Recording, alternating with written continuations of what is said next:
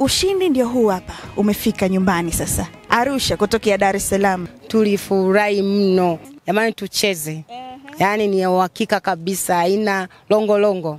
PMBet ni yenyewe. Ni www.pmbet.co.tz. Tupo kwenye uzinduzi wa albamu mpya ya msanii wa muziki wa asili, kwa sababu pia kuitangaza asili yangu Afrika kwa ujumla, na pia nilikuwa natamani sana nifanye muziki wa asili ili niweze yani tutengeneze title yetu sisi kama Watanzania. Yeah. Okay. Kwa hiyo ni album. Pengine ni album ya nyimbo ngapi? Albamu ina jumla ya nyimbo 12. Okay. Yeah, 12. Okay. Kwa maana hiyo wewe ni msanii ambaye umekamilika, nikimaanisha kwamba ukishamuona mtu anajiinvolve na masuala ya asili, ujue kabisa amekaa international. Kwa hiyo maana wewe na Basata mna ukaribu mkubwa. Sisi ni familia kabisa, na tunafahamiana na maafisa wote wa Basata, ikiwa pia katibu mkuu ananitambua, kwa sababu pia ukiachana na sanaa ninayoifanya, lakini mimi ni mkurugenzi wa tamasha laitwa Usandawe Festival. Ni tamasha la ngoma za asili na utamaduni, utalii wa kiutamaduni ambalo linafanyika mkoa wa Dodoma. Okay. Kwa haraka mtu ambaye anakuangalia hapa na the way ulivyo unavyoeleza kwamba wewe ni mtu wa asili zaidi, lakini umekula vipuri na cheni za thamani, tungetegemea kukuona labda na manyanga na nini, hii nao imekaa vipi? Mimi katika albamu yangu nimechanganya aina nyingi sana ya muziki. So kwa hiyo unavyoniona hivi nimeamua nijipambe tu nionekane na mimi. Lakini kwenye ngoma zangu kuna ngoma za asili, ukiangalia utaona nimevaa kiasili kabisa, lakini katika albamu yangu kuna nyimbo moja tu ya asili nimeiweka. Nafanya nyimbo za asili, na kama hivyo kwenye albamu nimeweka moja kwa sababu niweze kutambulisha jamii kwamba kuna asili ya watu fulani, Wasandawe, Warangi wanapatikana sehemu fulani. Hicho ndo kikubwa ambacho mimi nilifikiria kukifanya. So ni kwamba kwenye muziki wako tu unavyofanya, na umeeleza kwamba unadili sana na masuala natural, mambo ya asili. Ziara za nje ni ngapi mpaka sasa ambazo umeenda kikazi? Bado sijafanya ziara hata moja, lakini nategemea nitazifanya nyingi tu, kwa sababu rasmi leo ndo nazaliwa upya. Unajua naenda kutambulisha albamu kwamba naenda kuzaliwa upya. So nategemea nitafanya ziara nyingi tu. Okay. Lakini albamu yangu ina ngoma za aina mbalimbali. Kuna Afropop, Bongo Flavor, ama piano, lakini pia na hizo nyimbo za asili. Kuna gengeton pia nimeonyesha humo ndani. Nimetaka tu kuonyesha ni jinsi gani ambavyo mimi nimekamilika kwenye sanaa. Gengeton ni muziki wa Kenya au gengeton ni namna gani? Ule wa Kenya. Okay. So wewe hapo mimi najua the way ambavyo una participate kazi zako, kuna nguvu ambayo unaitumia.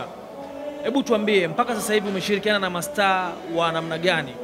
Kwenye wale mastaa bora wanaofanya vizuri, lakini pia na maproducer ambao umeshirikiana nao mpaka sasa ni kina nani hao?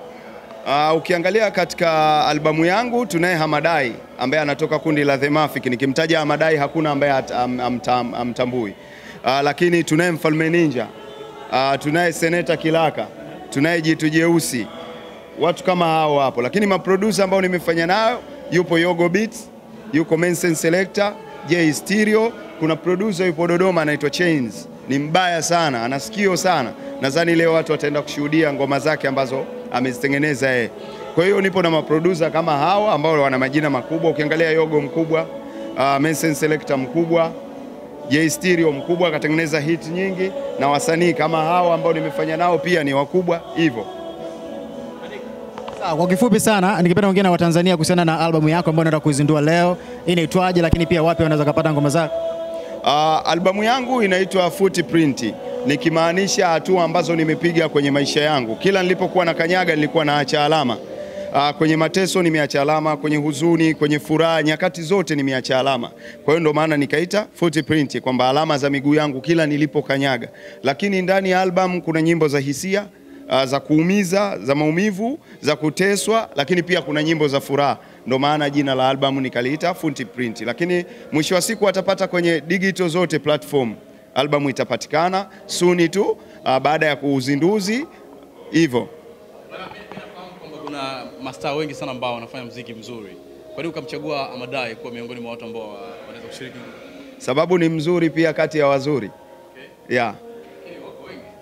Ni wengi, lakini Hamadai pia ni super. Ni super.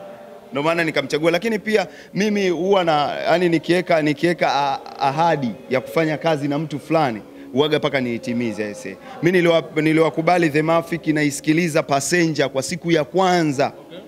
Nipo kazini, nikasema yes, hawa ni watu. I wish siku moja nije nifanye nao kazi. Na nimefanya na Hamadai. Okay, vizuri sana. Umesema kwamba The Mafik ni watu na unasema kwamba siku moja ulitamani pengine ufanye nao chochote.